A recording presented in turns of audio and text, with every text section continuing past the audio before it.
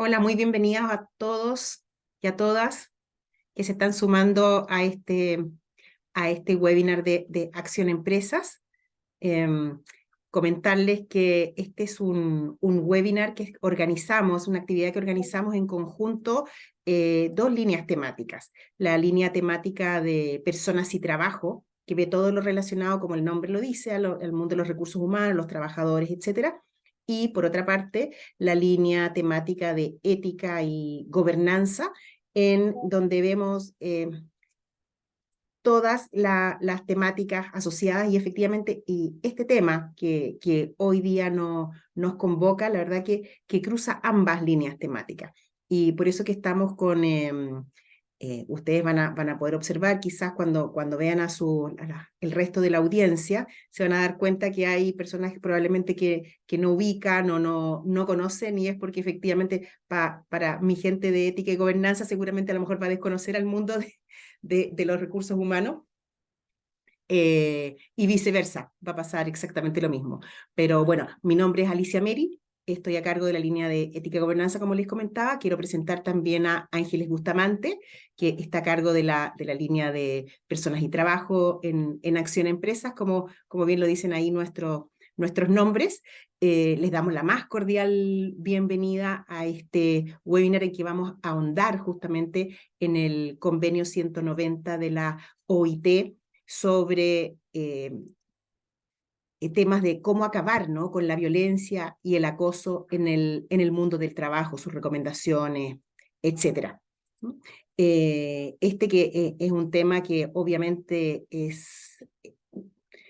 tiene raíces profundas, podemos decir que incluso hasta raíces culturales, ¿no? Está arraigado en una cultura que lamentablemente todavía hoy día actualmente sigue muy permeada por este tipo de acciones. Y de allí la importancia entonces que desde ambas líneas, ustedes como las personas que están responsables y a cargo de estas acciones en sus empresas, puedan efectivamente incorporar las mejores prácticas para evitar este tremendo flagelo. Hoy día vamos a tener con nosotros acá en el webinar, tenemos el lujo de contar con Patricia Roa, que es oficial de programación del CONOSUR de la OIT, y justamente ella nos va a dar el contexto completo de el convenio y cuál es el rol, ¿no?, de las empresas en la implementación de este. También contamos con la participación de Chile Mujeres, y específicamente con su directora jurídica, que es Claudia Vigand, y Claudia nos va a dar también todo el contexto de lo que es la normativa legal vigente en nuestro país, que es para prevenir, ¿no?, y atender este tipo de acciones, conductas. Y finalmente vamos a terminar con un caso práctico, como siempre lo hacemos en nuestras actividades acá en Acción, con una empresa socia, y para ello estamos con la gerenta de gobernanza de Falabella, que es Javiera Isurieta, y nos va justamente a compartir el caso, cuáles han sido las políticas internas que ellos han ido implementando, cómo han bajado toda esta teoría, ¿no?, para poder, sobre todo, más que mitigar, prevenir este tipo de conductas. Bueno, así que sin más, los dejo entonces, muy bienvenidos nuevamente a nombre de Acción Empresas, y los dejo con Patricia, que va a iniciar hoy día nuestro webinar. Adelante, Patricia. Bueno, muchísimas gracias, Alicia. Buenos días, no, ya, buenas tardes, sí. Buenas tardes a todas y todos. Vamos a compartir una presentación que es para ustedes, porque tenemos 15 minutos y vamos a hacer un panorama bastante rápido de los desafíos de este convenio. Y vamos a ver en la siguiente lámina. En la siguiente, Yossi, por favor.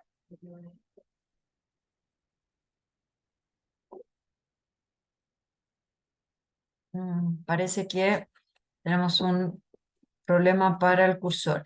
Bueno, vamos a iniciar esta presentación. Creo que la siguiente es una foto que mientras logramos pasarla, es una foto que nos alegra mucho porque representa el espíritu de este convenio. Cuando se adoptó en 2019, el año del centenario de la OIT, que es una foto muy luminosa, ya la verán cuando la tengamos compartida, porque además es una foto bastante diversa y plural. Nosotros somos una organización de 1919, las primeras fotos son siempre muchos hombres, todos caballeros de sombrero de copa, y esta foto representa la conquista de este convenio que empezó a discutirse y debatirse al interior de la organización mucho tiempo atrás. Quizás, Jaime, tú la puedas compartir. Ah, perfecto, ya. Algo va a ocurrir. Entonces, como les decía, este convenio es el último convenio adoptado por la Organización Internacional del Trabajo. Cuando digo adoptado, es que su conferencia internacional del trabajo, ahí está finalmente la foto que les decía. Esta foto nos encanta porque está llena de colores, hombres y mujeres, y recuerda el 21 de junio de 2019, donde les mencionaba la Conferencia Internacional del Trabajo, esto es las 187 delegaciones de los 187 países que integran la OIT, delegaciones tripartitas, trabajadores, empleadores y gobierno, adoptaron este convenio sobre la eliminación de la violencia y el acoso en el mundo del trabajo y una recomendación, la recomendación 206, que son orientaciones para la implementación, como la tendremos que realizar en Chile luego de su ratificación este 8 de marzo de 2023. La siguiente, por favor.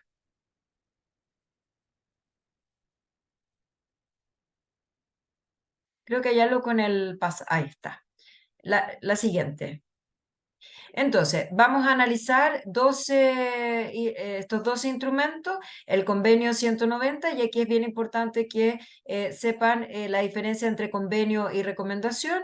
Convenio es un tratado internacional vinculante que genera obligaciones para los estados que lo ratifiquen, obligación que ha nacido el 8 de marzo de 2023 y este junio en que el Ministerio de Trabajo y Previsión Social ha depositado el instrumento en la Conferencia Internacional del Trabajo ante la OIT de Ginebra. En cambio, como les mencionaba, la recomendación proporciona orientaciones sobre la implementación del convenio y es una guía muy útil para el proceso que vamos a iniciar. Este convenio tiene para los países que lo ratifiquen, establece un año para la preparación del inicio de la implementación y por lo tanto en junio de 2024 se volverá enteramente exigible ante los órganos de control de la OIT y el país deberá presentar su primera memoria de cumplimiento. La siguiente, por favor.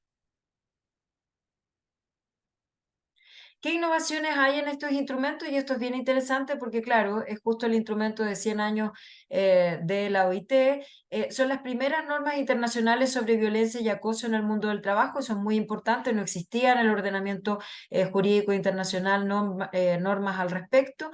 El convenio es una norma innovadora y prospectiva que toma en cuenta la naturaleza evolutiva del trabajo. Esto es muy importante. Vamos a ver que hay nuevos conceptos que no estaban reconocidos en el derecho internacional del trabajo y elementos subyacentes como la violencia y el acoso que tienen mención expresa en este convenio. Y esperamos que entonces estas normas marquen el inicio del siguiente centenario de la OIT y por lo tanto algunas de las características que voy a mencionar debieran ser obligaciones para los nuevos convenios que la OIT adopte. La siguiente, por favor. ¿Cuáles son los principios fundamentales de este convenio? Primero, respetar, promover y asegurar el disfrute del derecho de toda persona a un mundo de trabajo libre de violencia y acoso. A mí me gusta mucho más el nombre en positivo que acabar con la violencia y el acoso en el mundo del trabajo. Es cómo garantiza este convenio, su implementación, un mundo libre de violencia, un mundo del trabajo libre de violencia y acoso para todas las personas trabajadoras. Adopta un enfoque inclusivo, integrado y que tiene en cuenta las consideraciones de género, esto es una innovación muy importante, reconoce las funciones y atribuciones diferentes y complementarias de los gobiernos, los empleadores y los trabajadores con la naturaleza y el alcance variable de su responsabilidad. Esto es muy importante porque tanto las organizaciones de trabajadores como el empleador, sus organizaciones y los gobiernos están llamados a la acción para el cumplimiento de este convenio, pero entendiendo que cada uno juega un rol diferenciado. Respetar y promover y llevar a efecto principios fundamentales en el trabajo y fomentar el trabajo decente. Ustedes saben que hay derechos fundamentales en el trabajo y este se enmarca en el derecho fundamental a la no discriminación, pero tiene también un objetivo fundamental de alcanzar el trabajo decente, un mundo libre, un mundo del trabajo libre de violencia y acoso. Claramente es una condición básica para alcanzar el trabajo decente. Y finalmente, garantizar el derecho a la igualdad y la no discriminación, incluyendo a las y los trabajadores, así como los grupos vulnerables o que estén en una situación de vulnerabilidad. Muchos de Naciones Unidas ya hablan de grupos vulnerados, no es una condición ser vulnerable, que estén afectados de manera desproporcionada por la violencia y el acoso. La siguiente. Estos principios, entonces, ya revisábamos que está regido por adoptar un enfoque inclusivo, integrado y que tenga en cuenta las consideraciones de género, proteger en todos los sectores, en la economía formal e informal y en áreas urbanas y rurales. Esto es muy importante, por algo el convenio habla de mundo del trabajo, y vamos a ver cómo esta expresión mundo del trabajo en esta primera aproximación y luego tiene características bien fundamentales distintas a las que observábamos de todos los convenios que estaban situados en el puesto de trabajo, ¿no? La obra, la faena, el lugar de trabajo. En segundo término, tratar la violencia y el acoso en la legislación relativa al trabajo y el empleo, también en la seguridad y salud en el trabajo, en la igualdad y la no discriminación, y por supuesto también en el derecho penal cuando estas conductas sean constitutivas de delito. Tratar la discriminación, el abuso de relaciones de poder y las normas de género que fomentan la violencia y el acoso. La siguiente, por favor. ¿A qué se refiere con violencia y acoso? Y esto es bien importante, esta es una definición textual y las y los animo a, cuando uno quiere saber si ha aprendido algo, generalmente quien lo interroga le dice dígalo con sus propias palabras. La verdad es que nosotros animamos que esta vez es la excepción. No lo diga con sus propias palabras porque esta es una definición que palabra tras palabra ha sido negociada y debatida y que tiene la significación de haber alcanzado un acuerdo. Y verán por qué. En primer lugar, el convenio manifiesta entonces que la violencia y el acoso es un conjunto de comportamientos y prácticas inaceptables. Y cuando adjetiva inaceptable es precisamente porque no se trata de una connotación valórica que puede diferir en distintas sociedades. Alicia hablaba de la cultura que tenemos que modificar, avanzar, perfeccionar, y esto está llamado a regir en todos los países del mundo. Imagínense la variedad de 187 países. Entonces el convenio, lo que sigue a continuación, lo declara como inaceptable y por lo tanto hay un acuerdo más allá de la valoración que distintos países, grupos al interior de ellos puedan tener. Este conjunto de comportamientos y prácticas han sido acordadas como inaceptables, esto es, no estamos disponibles a aceptarlas. Esto es importante porque lo primero es base del derecho, que es siempre son las acciones, no los hechos, conjunto de comportamientos y de prácticas. Pero también el convenio avanza a situarse en la hipótesis de amenazas de tales comportamientos y prácticas, y por lo tanto no es solo una acción concreta verificable, sino que también las amenazas de tales comportamientos y prácticas. Y aquí viene también algo que vamos a tener que reformar en nuestra legislación nacional vigente, porque el convenio manifiesta que este conjunto de comportamientos y prácticas inaceptables o de amenazas de tales, ya sea que se manifiesten una sola vez o de manera repetida. Nosotros, nuestra norma de acoso establece que esta conducta debe ser de manera repetida, y lo que hace el convenio es señalar de manera muy expresa que estas amenazas o prácticas, comportamientos deben, para constituir violencia y acoso, basta con que se manifiesten una sola vez y por supuesto también de manera repetida. Que tengan por objeto, entonces aquí está el dolo, la intención positiva de causarle un daño a otro, pero también aquellas que causen o sean susceptibles de causar un daño, es decir, deliberadamente, como consecuencia e incluso como una externalidad no buscada por la persona que efectúa, que lidera, digamos, estas conductas inaceptables. Que sean susceptibles de causar ¿qué tipo de daño? ¿Un daño físico, psicológico, sexual o económico? Aquí hay una nueva innovación, vamos a hablar de violencia económica, eso es importante para ampliar el marco de acciones que va a tutelar este convenio. Y por supuesto incluye la violencia y el acoso por razón de género. Y señala a continuación que la violencia y el acoso que va dirigida contra las personas por razón de su sexo o género o que afectan de manera desproporcionada a personas de un sexo o género determinado y que por supuesto incluye el acoso sexual. Esto es bien importante porque cuando hablamos de afectaciones desproporcionadas, esto va a ir cambiando de país en país, tenemos situaciones muy distintas que afectan, claro, mayoritariamente hoy día a mujeres, pero también hay hombres u otros géneros que están siendo desproporcionadamente afectados. La siguiente, por favor. ¿Cuándo y dónde ocurre? Ya les decía de esta innovación de mundo del trabajo. Ocurren durante el trabajo, que es muy evidente, todos nuestros convenios y la legislación laboral se sitúa en esa hipótesis, en relación con el trabajo o como resultado del mismo. Y aquí vamos a ver cómo el convenio innova en la caracterización de este mundo del trabajo. En primer lugar, el lugar de trabajo es todo muy evidente, nuestro puesto de trabajo, nuestra oficina, nuestra obra, nuestra faena. Espacios públicos y privados cuando son un lugar de trabajo, esto es muy importante para las nuevas formas en que se han organizado el trabajo, lugares donde se paga al trabajador, donde éste toma su descanso o donde come, esto es muy importante principalmente en faenas en los territorios, faenas agrícolas, forestales, faenas pesqueras, donde el lugar donde se desarrolla la faena es distinto al lugar donde el trabajador recibe su remuneración, donde toma su descanso o donde ingiere sus alimentos. Instalaciones sanitarias o de aseo y vestuario, desplazamientos, viajes, eventos o actividades sociales o de formación relacionadas con el trabajo. Esto es muy importante, se discutió muchísimo si el gerente o el líder de un equipo de trabajo convida a celebrar los cumpleaños del mes y en ese espacio, no necesariamente laboral, en la formación estricta anterior, ¿no? Se verifica una situación de violencia y acoso.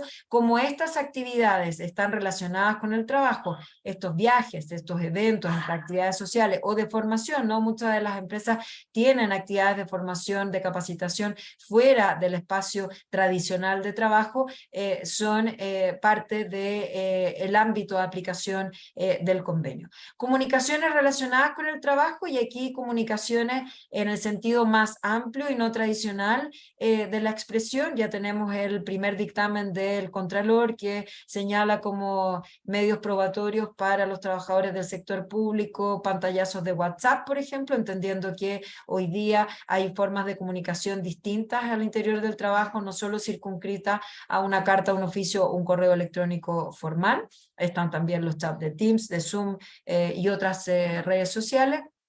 El alojamiento proporcionado por el empleador y trayectos entre el domicilio y el lugar de trabajo, a lo que ya habíamos explorado conforme a la legislación de seguridad y salud en el trabajo. Entonces, como que si se dan cuenta, mundo del trabajo es una expresión de todas las esferas en que la persona trabajadora se encuentra durante su trabajo, en relación con el trabajo o como resultado del mismo. La siguiente, por favor. La 20.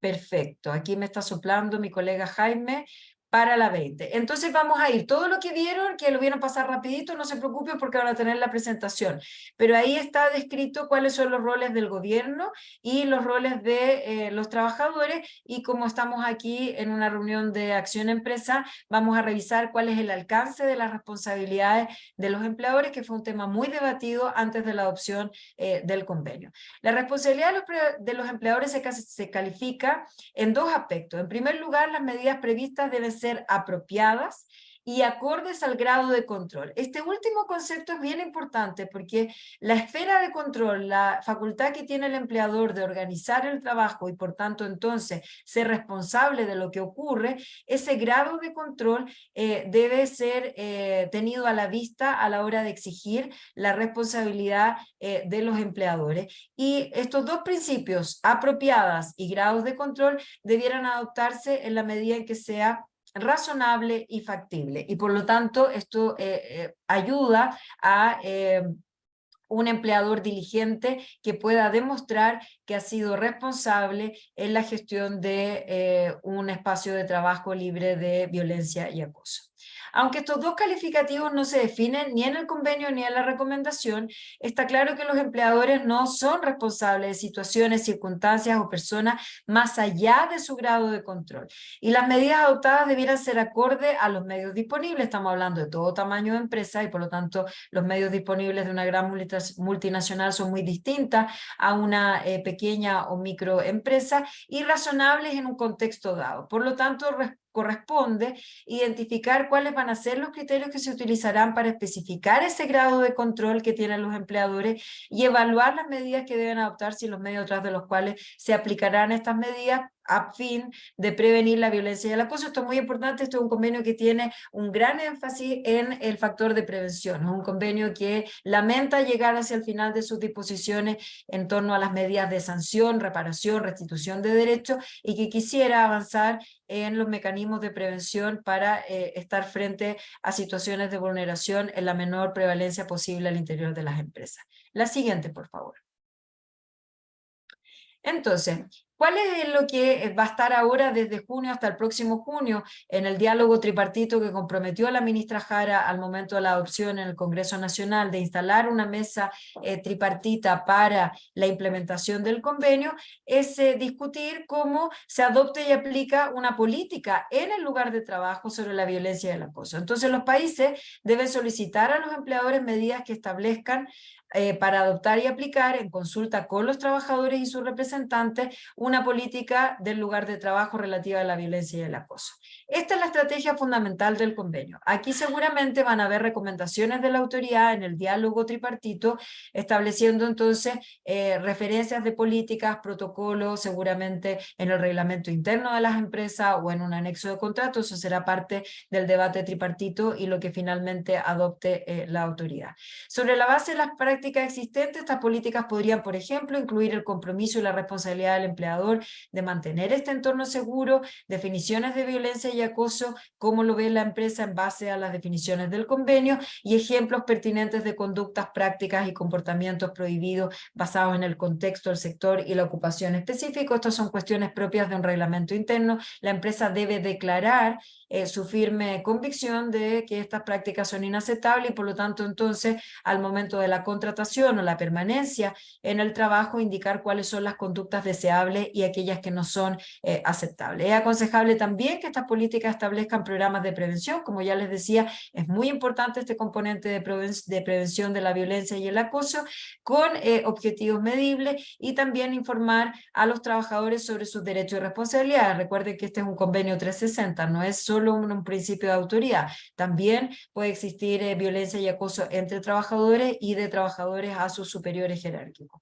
Es importante que los empleadores se comprometan a proteger el derecho de las personas a la privacidad. Esto debe estar en los protocolos de una vez ocurrida una vulneración denunciada, cuál es el protocolo que protege a la privacidad no solo y confidencialidad no solo de la persona víctima, sino que aquella persona que también ha sido denunciada. Esta persona puede terminar siendo finalmente inocente, manteniendo un equilibrio con el derecho de los trabajadores a estar informados de todos los riesgos, pero también proteger la privacidad a efectos de no ser objeto de victimización o de represalia. La siguiente, por favor. Proporcionar información y formación accesible. Esto es muy importante porque como estamos pensando que esto aplica para todos los sectores de la economía formal, informal, rural, urbano, en distintas actividades para además personas que buscan trabajo, que son pasantes, que son aprendices, personas que han sido despedidas de esa empresa, personas que están en procesos de selección, es decir, y también en su cadena de suministro, es decir, hay una amplia alcance de quienes están cubiertos por este convenio, los estados deberán solicitar a los empleadores proporcionar a los trabajadores información y capacitación acerca de los peligros y riesgos de violencia y acoso que se han identificado. Cada puesto de trabajo tiene riesgos distintos, sobre las medidas de prevención y protección, inclusive sobre los derechos y responsabilidades. También proporcionar información y formación. Esto puede contribuir a un lugar de trabajo que conduzca a la reducción del riesgo de violencia y acoso, que es lo que nosotros propiciamos, y también ayuda a asegurar que cuando se produzcan incidentes de violencia y acoso, y esto es muy importante, los trabajadores sepan cómo notificarlos y a qué recursos acceder. La siguiente, por favor. ¿Qué pueden hacer los sindicatos y las empresas? Aquí hay una lámina de síntesis frente al tema de la violencia doméstica que lo menciona el convenio. No es solo la violencia a propósito de el mundo del trabajo, que ocurre en ocasión del mundo del trabajo, sino que también el convenio reconoce que muchas de las personas trabajadoras y también de quienes ejercen autoridad al interior de las empresas pueden ser víctimas de violencia doméstica, y que esta violencia tiene un impacto en el mundo del trabajo. El convenio 190 reconoce sus efectos y, en la medida que sea razonable y factible, poder mitigar su impacto entendiendo la afectación que tiene para esa persona al interior de la empresa. Se propone en la recomendación, esto es una propuesta para los distintos países, cada cual verá cómo lo implementa. Hay en algunos países licencias para las víctimas de violencia doméstica, modalidades de trabajo flexibles si así se requiriera, protección temporal contra el despido, incluir la violencia doméstica en la evaluación de riesgo. Hay sectores productivos que tienen una mayor prevalencia de violencia doméstica, y por supuesto hacer la necesaria sensibilización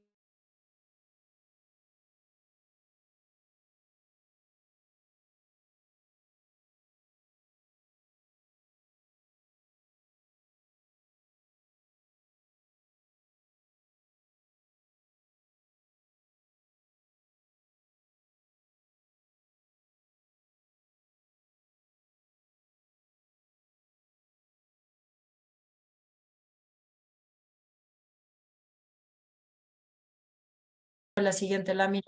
Decir gracias, y saludamos también a la señorita que ha iniciado la grabación. Muchísimas gracias. Muchas gracias a ti, Patricia, por la estupenda presentación. La verdad que nos queda muy claro, pero también hay hartas preguntas que probablemente van a salir en un momento más adelante de nuestro webinar. Ahora dejo con ustedes a Claudia Vigan, que como les había contado, ella es directora jurídica de Fundación Chile Mujeres. Adelante, Claudia. Gracias, muchas gracias. Voy a compartir pantalla. Quizás me demore un poquito en eso. Necesito, espérenme, ahí. ¿Ven ahí? Se ve perfecto. Ya. Bueno, muy buenas tardes también. Muchas gracias por la invitación que se le extendió a Chile Mujeres para participar en este webinar sobre espacios libres de violencia y acoso. A modo de introducción, yo quisiera señalar que esta presentación se va a centrar, como se dijo en el inicio, en el acoso laboral y sexual en el mundo del trabajo y la legislación chilena, y específicamente me voy a centrar en el deber de protección que tiene la empresa respecto de las y los trabajadores. ¿Ya? Esta presentación toma como referencia el Manual de Acoso Laboral y Sexual que elaboró la Universidad Alberto Hurtado en conjunto con Fundación Chile Mujeres, y que al final de la presentación se les entregará un link para todas aquellas personas que quieran descargar este manual, como también otros que hemos elaborado. Quiero comenzar esta presentación leyendo este artículo del Código del Trabajo que señala que las relaciones laborales deberán siempre fundarse en un marco compatible con la dignidad de las personas. Es contrario a ella, entre otras conductas, el acoso laboral y sexual. Bueno, como se ha señalado también, el acoso es un tipo de violencia que afecta a muchos trabajadores y trabajadoras y que se da tanto al interior de las empresas como en forma externa. Ya en el artículo que acabo de leer se desprende que en Chile el acoso laboral y sexual se reconoce como una conducta que vulnera los derechos fundamentales de las personas trabajadoras, atentando en contra de su dignidad, por lo tanto es necesario protegerlas para propender a un trabajo digno y seguro y de respeto. Además, en Chile se le reconoce como límite de las facultades del empleador y empleadora el derecho a la intimidad, la vida privada y la honra de las y los trabajadores. De esta forma cobra especial relevancia, yo diría que el rol que desempeña la empresa en proteger a los trabajadores y trabajadoras. Pero antes de entrar al deber de protección propiamente tal, es importante saber cuándo nos encontramos en presencia de acoso en Chile. Primero, señalar que no es lo mismo el acoso sexual que el abuso sexual. El acoso sexual se restringe al ámbito laboral, mientras que el abuso sexual es sancionado por el Código Penal y por lo tanto constituye un delito que es sancionado con cárcel, mientras que el acoso sexual, como dije, está enmarcado dentro del ámbito laboral y tiene sanciones que van desde otro tipo de sanciones, que pueden ser desde una amonestación verbal hasta el despido sin derecho a indemnización. Para responder a la pregunta de cuándo estamos en presencia de acoso laboral y sexual, es importante recurrir a la definición que nos entrega el Código del Trabajo sobre acoso sexual y acoso laboral. Ya de esta definición se desprenden los elementos constitutivos. Respecto del acoso sexual, se exigen requerimientos de carácter sexual. En el caso de este tipo de acoso, basta con un requerimiento para que constituya acoso sexual, no se requiere de reiteración en el tiempo. El acoso sexual puede ser realizado por cualquier medio, es decir, de manera verbal, de manera no verbal, por ejemplo, a través de imágenes, de cartas, etcétera, con contenidos sexuales, y también pueden ser conductas de acoso sexual de carácter físico. La conducta debe ser no deseada por quien la recibe, es decir, no consentida. No es necesario que la persona que recibe el requerimiento se manifieste en contra en forma expresa, basta que existan comportamientos evasivos para que sean las primeras reacciones, se considere que sean las primeras reacciones de un rechazo o un acoso sexual. Ahora también es importante que estos requerimientos amenacen o perjudiquen la situación laboral y las oportunidades en el empleo. Respecto del acoso laboral, son agresiones u hostigamientos reiterados, es decir, hoy día la legislación chilena exige que sean repetidos en el tiempo. Esto debiera cambiar una vez que la legislación se adapte al convenio 190, que como se explicó anteriormente, va a bastar con un solo acto de agresión o hostigamiento para que se considere que existe acoso laboral. Tanto el acoso laboral y sexual debe ser realizado por parte del empleador, empleadora, pero también por uno o más trabajadores, y se realiza en contra de uno o más personas trabajadoras. También se realiza por cualquier medio y tiene que resultar en un menoscabo, maltrato o humillación. Entrando al deber de protección propiamente tal, los lugares de trabajo deben ser lugares seguros, donde existe una cultura del respeto. Ya, por lo tanto, el empleador o empleadora en Chile tiene el deber general de proteger a quienes trabajan, y este deber general de protección se manifiesta en que la empresa está obligada a tomar todas las medidas necesarias para proteger eficazmente la vida y salud de los trabajadores y trabajadoras y de informar de sus posibles riesgos. De este deber general de protección se desprenden, yo diría que 4 deberes importantes, que es el deber de prevención, el deber de favorecer un ambiente laboral digno y de mutuo respeto, el de contar con un procedimiento y canales de denuncia, y deber de atención de investigación y sanción. Me voy a referir de manera individual a cada uno de ellos, comenzando con el deber de prevención, que si bien hoy el Código del Trabajo no establece expresamente este deber como una obligación, sí se desprende de este deber general de que tiene el empleador o empleadora de proteger la vida y salud de las personas, sino que también la integridad psíquica de aquellas personas. Con la ratificación del convenio 190, el empleador va a tener hoy día la obligación de prevenir a través de capacitaciones también, ya para toda la organización, a todos los niveles. Señalar que la prevención es un elemento fundamental para poder identificar a tiempo no solo aquellas conductas claras de acoso laboral o sexual, sino también aquellas conductas que están dentro de matices grises. Ya es importante como deber de prevención también que se dé a conocer los procedimientos y protocolos con que cuenta la organización para la atención, la denuncia y la investigación. La empresa debe favorecer también un ambiente laboral digno y de mutuo respeto, y para ello se deben incorporar ciertos elementos en el reglamento interno para garantizar este ambiente de respeto, como son, por ejemplo, informar sobre la definición del acoso, cómo se clasifican, señalar que el acoso está dentro de las conductas prohibidas adentro de una empresa u organización que es contraria a la dignidad humana. Y porque este deber de favorecer un ambiente laboral digno y mutuo respeto también debe ser observado por las personas que conforman estas organizaciones o empresas. El deber de se debe contar con un procedimiento y canal de denuncia, y aquí hay que distinguir entre el acoso sexual y el acoso laboral. En el caso del acoso sexual, el Código del Trabajo establece en forma expresa la obligación de contar con un procedimiento en el reglamento interno, donde se deben regular además las medidas de resguardo y las sanciones, y de contar con un canal de denuncia donde se tiene que señalar ante quién se debe denunciar y cómo se debe denunciar. Es importante esta información para que las personas puedan y se atrevan a denunciar. Sobre el acoso laboral, si bien no es obligatorio que el Código del Trabajo no obliga a que en el caso de acoso laboral exista un procedimiento y canales de denuncia, es altamente recomendable que exista un procedimiento sobre acoso laboral, ya que permite a las personas resolver las situaciones de acoso de manera más diligente, pero también evita que las personas recurran a la Dirección del Trabajo o a tribunales.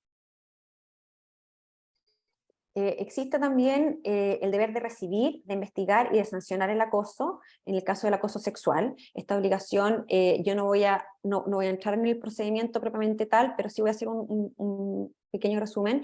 En el caso del acoso sexual, el empleador o empleadora tiene la obligación de recibir la denuncia y de manera inmediata tomar medidas de resguardo, que pueden ser, por ejemplo, la separación de, ¿cómo se dice?, de turnos, de espacios físicos, implementar el teletrabajo. Hay una serie de medidas de resguardo que puede tomar para separar a las personas involucradas.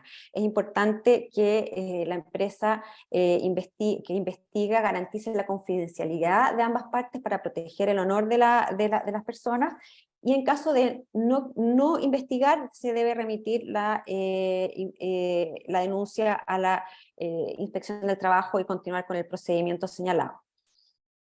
Respecto de el acoso laboral, si bien en el caso del acoso laboral no existe obligación legal de contar con procedimientos, se pueden dar algunas situaciones, como por ejemplo, si la empresa cuenta con un procedimiento, su reglamento interno, es importante que lo siga, y si la empresa no cuenta con un procedimiento, su reglamento interno, se recomienda que reciba la denuncia e investigue, o si bien no va a investigar, reciba la denuncia y la remita a la Inspección del Trabajo.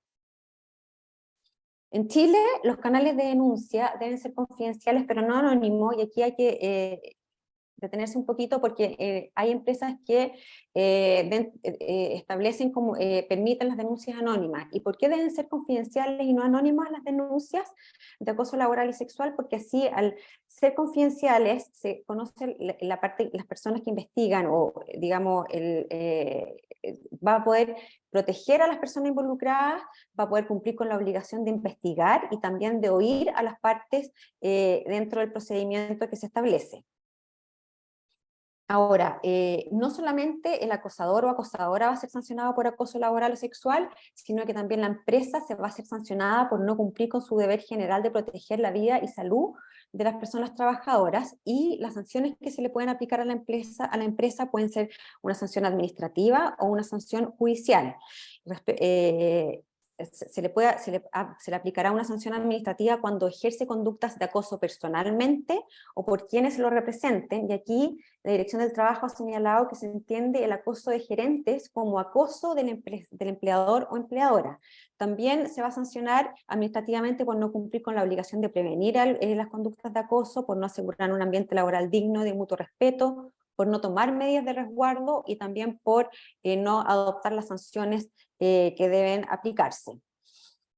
La empresa puede ser también demandada por la persona denunciante por despido indirecto o por acción de tutela por vulneración de derechos fundamentales, de nuevo por ejercer conductas de acoso personalmente o por quienes la representan, o por no cumplir con su obligación de prevención, de denuncia, protección y represión del acoso. La persona acosadora o el acosador también será sancionado, pero será sancionado según las sanciones que se establezcan en el reglamento interno, que pueden ir desde una amonestación verbal a una multa y también con el despido sin derecho a indemnización.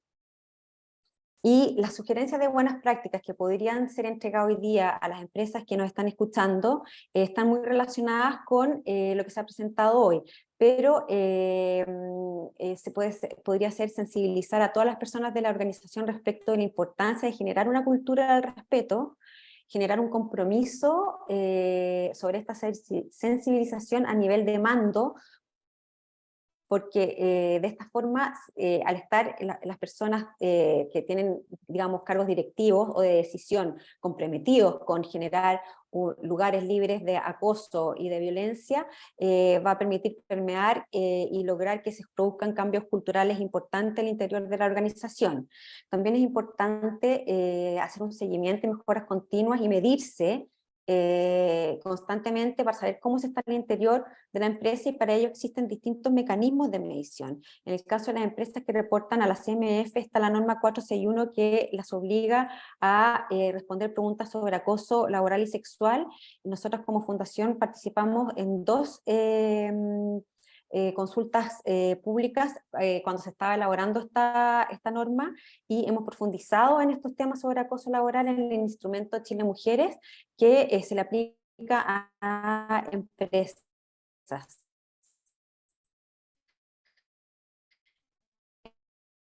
En Chile. Es importante informar a la persona denunciante durante todo el procedimiento. Y con esto termino y agradezco mucho nuevamente la invitación. Voy a dejar de compartir.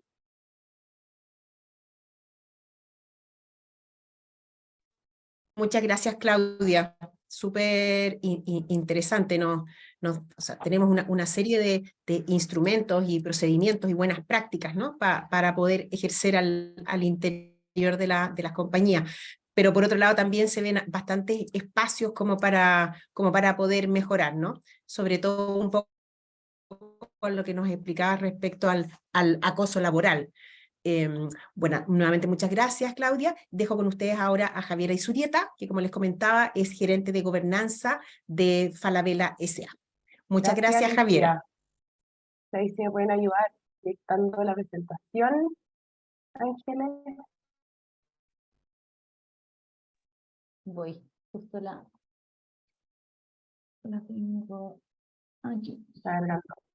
Pero bueno, gracias y a Patricia y a Claudia por sus excelentes presentaciones. Y para compartir con usted un poco cuál ha sido el trabajo de Falabella en relación a las temáticas que nos convocan hoy, comentarles primero que este año que este trabajo lo iniciamos incluso antes del convenio 190, y para abordarlo me gustaría hacerlo a través de 3 preguntas. ¿Por qué? ¿Dónde? ¿Y cómo? La siguiente, por favor.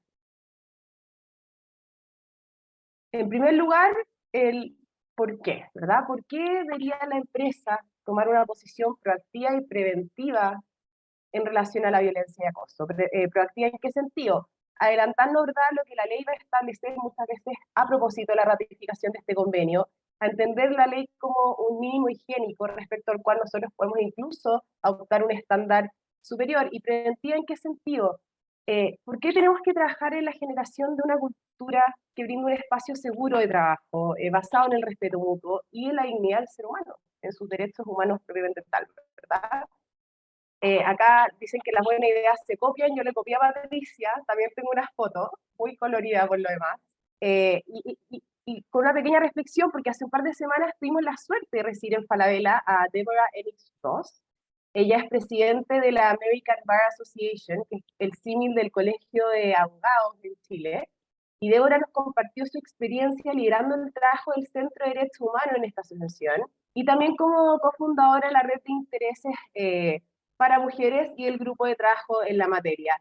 Y su historia personal, además de ella de ser muy encantadora, su historia personal de superación, su experiencia profesional, es realmente muy inspiradora. Y en la foto ustedes pueden ver gran parte del equipo legal de Falabella, no solo del corporativo, ¿verdad?, donde yo pertenezco, sino que todas las unidades de negocio, junto a Débora, que toma esta mujer estupenda que está con el ramo de flores, ¿verdad? Y este tipo de actividades al interior de las empresas son las que nos refuerzan finalmente la importancia de contar con espacios seguros de trabajo que no solo garanticen la ausencia de afectación, a lo que muy bien plantea el preámbulo del convenio 190, ¿verdad?, la salud psicológica, física, sexual de las personas y a su dignidad, sino que también contar con espacios que nos permitan promover el desarrollo personal y profesional de las personas.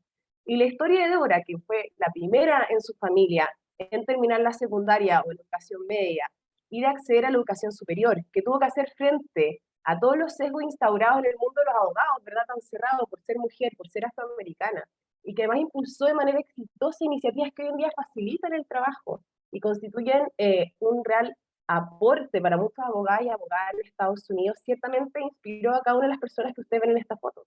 Y que desde la profesión legal, desde nuestro espacio de trabajo, buscamos ser un real aporte de nuestra empresa, pero por sobre todo en la sociedad. Y volviendo a la pregunta entonces, ¿por qué? Sin lugar a duda, y volviendo al convenio 190 y su preámbulo, la violencia y el acoso van a afectar negativamente a la organización, a las relaciones del lugar del trabajo, al compromiso de los trabajadores, a la reputación de las empresas, y esto repercute por lo tanto en su productividad. Es decir, tenemos un círculo nada virtuoso, ¿verdad?, que termina teniendo un impacto en el desempeño económico de la empresa.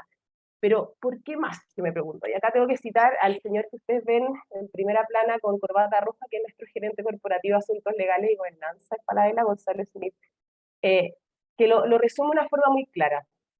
Si uno entiende a la empresa como una forma asociativa humana y que tiene como fin cooperar en la superación de los problemas económicos y sociales, como es la escasez de recursos, es mucho más fácil encontrar una vinculación directa a la premisa de que yo no puedo desentenderme del impacto que en materia de derechos humanos genera mi negocio. Y es justamente en base a ese título, ¿verdad?, y en esa línea que en Falabella hemos estado trabajando en distintas iniciativas día a día que nos permiten ser un lugar más seguro para nuestros trabajadores y trabajadoras. Vamos a la siguiente, por favor. Ahora, ¿dónde estamos trabajando en esta iniciativa? Falabella es una empresa muy grande, ustedes pueden ver a la cabeza ahí el logo de Falabella Corporativo, que yo pertenezco a la Gerencia Corporativa de Asuntos Legales y Gobernanza. Pero dado el tamaño de esta operación, voy a usar por lo tanto esta lámina para explicarles un poco cuál es el alcance del trabajo coordinado que desde el corporativo tenemos en relación a las distintas líneas de negocio que ven en los vertical y en los distintos países de operación en la línea inferior. Estamos, por lo tanto, en Chile, Perú, Colombia, Argentina, Uruguay, Brasil, México, China e India, y mantenemos todas estas verticales o giros de negocio que ustedes pueden ver ahí. Y para coordinar el trabajo, el rol de las gerencias mencionadas en el cuadro superior es fundamental. Sumaría también a la Gerencia Corporativa de Comunicaciones Internas, que hace un trabajo maravilloso y es un excelente aliado. Sobre la forma puntual de cómo estamos abordando este trabajo, a eso me voy a referir en la siguiente lámina, pero me gustaría que se quedaran con la siguiente idea. Si bien cada una de estas empresas o unidades de negocio puede tener iniciativas específicas en relación a garantizar un espacio seguro de trabajo, y que son muy buenas, por cierto, desde Falabella S.A. como matriz, el trabajo consiste en la adopción de un estándar mínimo que comparta toda la operación Falabella como grupo, y es ahí cuando estándares o marcos tales como los de la OIT, de la ONU, de la OCDE, etcétera, cobran especial importancia, ya que nos permiten alinear estos objetivos y conversar un lenguaje común. La siguiente, por favor. Y como les comentaba, desde Falabella Corporativa han sido varias las medidas que hemos venido implementando a lo largo de los años, y me gustaría centrarme en 4 ejes de acción. La normativa interna, las prácticas de buen gobierno corporativo, la gestión de riesgo y el canal de integridad. En cuanto a la normativa interna, no voy a abordar todas, pero la mayoría.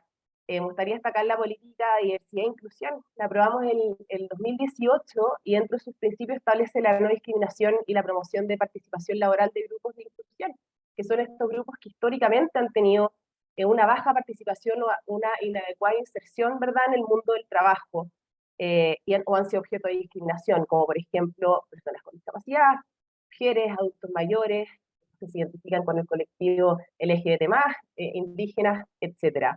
Por otro lado, contamos con un protocolo contra la violencia de género que fue aprobado en 2020 y esto nace en plena pandemia, porque pudimos observar como empresa que muchas de las denuncias, las situaciones de violencia que se daban en casa aumentaron exponencialmente en la pandemia y esto lo hizo hacernos cargo, ¿verdad?, de una realidad no solo en Chile, sino de manera regional. Y este protocolo busca tener medidas que permitan prevenir la violencia de género que se manifieste en el ámbito laboral, presencial o remoto, por supuesto, y entregar apoyo a colaboradores y colaboradoras que se vean afectados por estas situaciones de violencia de género en el ámbito laboral, presencial o remoto, o en el ámbito privado incluso. Y también tenemos otro protocolo que nos ha ayudado mucho, que es el protocolo de transición de género, también del 2020, que tiene por objetivo acompañar a trabajadores y trabajadoras que están en una transición, ya sea social, física o legal, y que establece todo el plan de trabajo que tenemos como Falabella para acompañarlos y las medidas específicas a aplicar durante su proceso de transición. En cuanto a la política de derechos humanos, contarles que la primera vez que Falabella tuvo un acercamiento a esto fue a través de Soima, que en el 2016, y luego el 2021 desde el corporativo, trabajamos en nuestra política, la que además de establecer, por supuesto, principios generales como el respeto a los derechos humanos reconocidos internacionalmente, tiene medidas específicas como es revisar procesos de due diligence en materia de derechos humanos, implementar un programa de cumplimiento en materia de derechos humanos y además mantener canales de comunicación con nuestros grupos de interés. Avanzando, en 2022 aprobamos nuestra política de equidad de género, que establece principios como igualdad de oportunidades, prevención de la violencia de género, equidad salarial, no discriminación, todo lo que tiene que ver con la conciliación entre la vida del trabajo y la familia, y también tiene acciones específicas y medidas para equilibrar la participación de la mujer respecto al hombre, y actividades formativas, por supuesto, que permitan potenciar las habilidades y competencias de nuestras mujeres y programas específicos para eso. Y por último, una política contra el acoso sexual y laboral. Esta está recién salida del horno en nuestro Orgullo 2023, que no solo establece principios de nuevo que nos ayudan a alinearnos en las conductas, sino que también cuáles son las conductas prohibidas, cuáles son las medidas de prevención del acoso sexual laboral y las directrices que deben seguir todos los trabajadores y trabajadoras de Falabella y cada compañía en caso de que ocurran alguna de estas situaciones. Ya pasándonos a prácticas de buen gobierno corporativo, quisiera mencionar, reflejar primero, tenemos un comité de diversidad, equidad e inclusión, está integrado por gerentes de primera línea de distintas empresas y que tiene por finalidad establecer y monitorear la estrategia en materia de diversidad, equidad e inclusión. Como insumo relevante, ya lo habían comentado en las presentaciones anteriores, quiero destacar todas las encuestas que realizamos a nivel interno, encuesta de integridad, encuesta de equidad de género, encuesta de NPS, que se refiere, como saben, a la satisfacción del cliente. Todas las campañas de sensibilización, formación por a los grupos de inclusión que realizamos, talleres, cápsulas de entrenamiento sobre acoso sexual y laboral, capacitaciones a mujeres a través del programa de formación de mujeres top management, porque tenemos indicadores estrictamente relacionados con posicionar a mujeres en cargos altos, ¿verdad? Por otro lado, con nuestros proveedores, ¿cómo lo hemos trabajado? Tenemos una guía práctica de cumplimiento, donde no solo se ven temas de compliance, sino que también les recordamos cuál es nuestro estándar en materia de diversidad, equidad, inclusión y derechos humanos, por supuesto. Una guía de comunicación inclusiva, es muy importante cómo estamos comunicando al interior y exterior de la empresa. Tenemos que eliminar sesgos, tenemos que promocionar los valores de la diversidad. Y por último, semanas también temáticas que nos ayudan a hacer concursos, actividades, webinars, etcétera, en materia de ética, en materia de derechos humanos. Por supuesto, la Semana del Orgullo, sin ir más lejos. Y por último, no menos importante, nuestros indicadores. Yo creo que, tal como dice Lord Kelvin, que es un físico matemático británico, lo que no se mide, perdón, lo que no se define, no se puede medir. Lo que no se mide no se puede mejorar, y lo que no se mejora se degrada siempre. Por lo tanto, es muy importante traducir la estrategia que ustedes tengan en sus empresas en relación a diversidad e inclusión en indicadores. En cuanto a la gestión de riesgo, hemos adoptado el marco de los principios rectores de la ONU en materia de empresa y derechos humanos. Este proceso inició en 2018 con SOIMAC, un proceso de vía y diligencia en materia de derechos humanos que no sé si todos saben, pero es un proceso que te permite prevenir, o sea, primero identificar, ¿verdad?, prevenir y mitigar a las posibles consecuencias negativas sobre los derechos humanos a las empresas. Esto te permite después armar una matriz de riesgo, asignar responsables al mismo, establecer controles para efectos de mitigar los riesgos que tengas en esta materia, incluido, por supuesto, cómo afectamos los derechos de nuestros trabajadores y trabajadoras, y se traduce finalmente en planes de acción que nos permiten una mejora continua. Y por último, el canal de integridad, ya lo mencionaba también Claudia, ¿verdad? La relevancia de contar con canales que tengan garantía de ser anónimo, confidencial, sin represalia, y que sea accesible y legítimo. Y así nos vamos a la última. Ya como estamos sobre el tiempo, algunas claves que ha sido el trabajo de Falabella: tener una estrategia clara, con objetivos medibles, un trabajo que sea interdisciplinario, inclusivo y diverso. O sea, en estos comités que van a trabajar estos temas, ojalá contar con la mayor diversidad posible y que los temas se tomen al menos en pares, liderando, y que no ayuda mucho en esa materia. Los canales de comunicación que les comenté antes, tener líderes o capitanes que asuman el compromiso como causa personal. Eso yo creo que es fundamental para poder empujar cualquiera de estos temas y la actividad de prevención. La gestión de riesgo adecuada, de nuevo, y ahí los hago un llamado a todas las empresas que estén considerando quizás adoptar el marco de derechos humanos y empresas. Se viene no solo el boom legislativo que ya estamos viendo en Europa, ¿verdad?, que el Parlamento Europeo ya aprobó esta directiva, y que ya muchos países de la Unión Europea ya tienen la vía de diligencia como obligatoria, pero nuestro gobierno también, el presidente Boric, como parte de su plan de gobierno, y ahora la Subsecretaría de Derechos Humanos ya nos cuenta que está trabajando en un proyecto de ley referido a la vía de diligencia en materia de derechos humanos. Y por último, lo que nos tiene hoy día,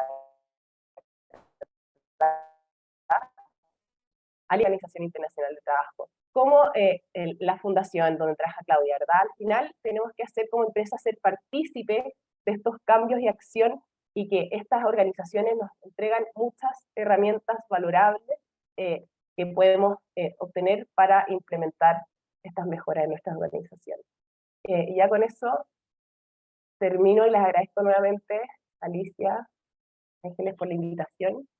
Perfecto, muchas gracias, Javiera. Bueno, y ahí para complementar tu último comentario, también Acción, que es una red de empresas que precisamente pretende acompañarse e ir avanzando en conjunto, así que agradecerle mucho ahí a Patricia por comentarnos desde los principios, el espíritu del convenio 190, después Claudia, que pudo hacer un barrido con líneas de acción súper concreto, súper práctico, y finalmente Javiera, que nos mostró cómo lo han hecho un poco en el grupo, con todos los negocios distintos de los países, cómo buscar un estándar único, y también destacar mucho el trabajo como entre áreas de la empresa, el área de gobernanza, el área legal, el área de personas, cómo trabajar en conjunto para ir generando culturas más íntegras, centradas en las personas y sostenibles. Así que nos queda un minutito. Había una pregunta para Patricia, que ya la contestó. María José Díaz, que es gerenta general de Chile Mujeres, compartió el manual de prevención y sanción del acoso. Y aquí hay una pregunta más de Javiera Duarte, yo creo que en un minutito la alcanzamos a responder. No sé, Javiera, si es para algún expositor en particular. Javiera pregunta respecto a las experiencias con denuncias anónimas y de cómo se abordan. No sé si quieres especificar un poco más, Javiera. Ahí vi que Javiera. era para mí. Hola, Javiera. Mira, bueno, tenemos una de las garantías del canal de integridad, como mencioné, es el anonimato, si tú así lo deseas, ¿verdad? También eres libre de poder hacer una denuncia identificándote. Es un tema no menor, porque al final el anonimato muchas veces hace que no podamos tener una estructura más sólida al momento de la investigación, salvo que el denunciante anónimo contribuya con todos los medios de prueba, ¿verdad? O al menos indique nombres que sitúen a las personas, a las inspectoras dentro de un organigrama determinado. Sin perjuicio de esto, la plataforma del canal de integridad se mantiene en línea y tú, aunque hayas reportado de manera anónima, puedes siempre estar haciendo preguntas o se te informa respecto a alguna solicitud particular. Tú me dices, ¿qué es mejor? Claramente la experiencia indica que es mejor tener el nombre de la persona, sobre todo para el tema del acompañamiento y la remediación, ¿ya? Es muy difícil el tema de la reparación cuando se han afectado estos derechos, cuando tú no puedes identificar a la persona. Pero lo que sí hacemos es comunicarles que existen todas estas herramientas disponibles, todos estos procesos para acompañarla o acompañarlo, ¿verdad? Y disponibilizarlo. Yo te diría que es muy difícil para efectos de la investigación, sí, se puede hacer, de todas maneras se puede hacer, pero en ese caso, y cuando ya se ha comprobado, quizás que es muy difícil, de nuevo, porque no se ha brindado toda la información, sí establecer aquellos canales o medidas que tú tienes para ayudar y remediar de alguna manera esta situación. Disponibilizar. Perfecto, gracias. De nada. Gracias. Ahí, Pati, me parece que quieres complementar. Sí, estoy totalmente de acuerdo con lo que dijo Javiera y quería agregar algo. La confidencialidad es la que permite y que es la que a veces cuando no se garantiza disuade, ¿no? Y entonces por eso viene esta idea de las denuncias anónimas. Pero efectivamente tiene dos dificultades. Una, el que la persona que denuncia, si es la víctima, no accede a ninguna de las vías de reparación y acompañamiento. Este convenio tiene muchas sugerencias en su recomendación también sobre cómo las víctimas tienen que tener acompañamiento psicológico, un conjunto de cosas que no son necesariamente herramientas que están en el día a día de la empresa. Eso es una cuestión. La segunda es que es muy importante establecer estos protocolos que garanticen la total confidencialidad. Y esos protocolos de actuación no significa que si usted tiene un problema dígale al jefe, esto requiere un protocolo, que las personas estén capacitadas, también el rol de los dirigentes sindicales para la primera denuncia en que a lo mejor la persona no lo puede hacer y quiera mediar, es decir, aquí hay un conjunto de cuestiones que observar.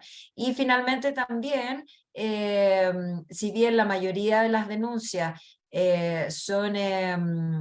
están basadas en un hecho reprochable, inaceptable, también no debemos olvidar los derechos y la confidencialidad que le asiste a quien ha sido señalada como victimario o victimaria. Entonces también la confidencialidad protege y también en el caso de que esa persona sea declarada inocente al interior de la empresa, en un procedimiento laboral o incluso en un procedimiento penal si fuese el caso, también tiene derecho a esa confidencialidad y a las vías de reparación. Este no es un convenio que desconozca de que por distintas razones pueden haber acusaciones que no prosperen y que puedan dañar gravemente a esa otra persona al interior de la empresa que ha sido acusada. Perfecto, gracias. Igual como buena práctica siempre se aconseja tener ambos canales, o sea, por lo que entendí. Sí, pero potenciar mucho Echar más la estructura de la confidencialidad. Usted tiene aquí un espacio protegido, su contraparte es una persona formada que no le va a preguntar qué tan larga o corta tenía la falda, si se había tomado o no la copa del pisco sour en el happy hour, ¿me entiende? Porque eso también intimida y refuerza este otro canal.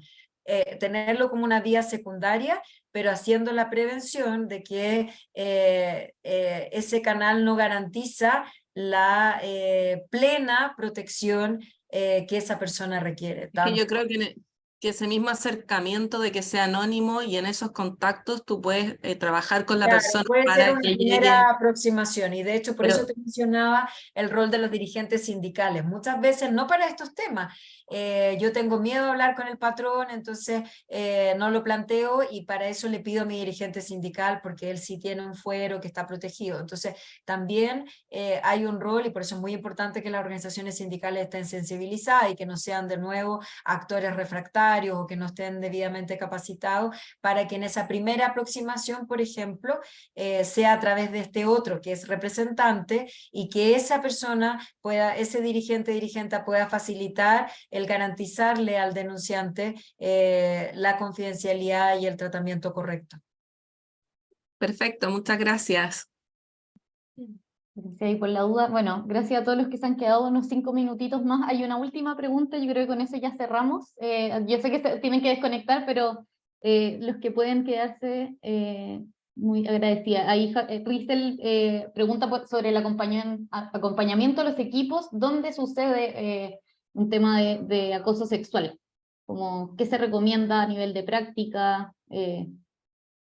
Intervención, no sé ahí si Mira, alguna más de las allá de lo que diga expositoras. Javiera como una práctica de una empresa en particular, también el convenio se pone en la situación de los equipos, porque estas vulneraciones, y sobre todo cuando son de mayor entidad, afectan a los equipos y no solamente, gravemente obvio, a la víctima. Y también generan ambientes sumamente, digamos, no saludables, ¿no? Es decir, un mundo del trabajo que sea un entorno seguro para que no haya violencia y acoso, incluye a todos los que estamos en las relaciones de trabajo. Entonces es muy importante que esa intervención sea también integral, no solo a la víctima que requiere la primera atención, obviamente, también al victimario o victimaria mientras esto dura, sino que también a los equipos, y eso debiera tener, por eso decíamos, fuente componente de prevención, incluso a más hacer la imaginación, ¿no? Los protocolos ayudan a eso. ¿Qué pasaría si aquí en este equipo ocurre tal y cual cosa? Tener todos muy claros estos protocolos de actuación que tienen que ser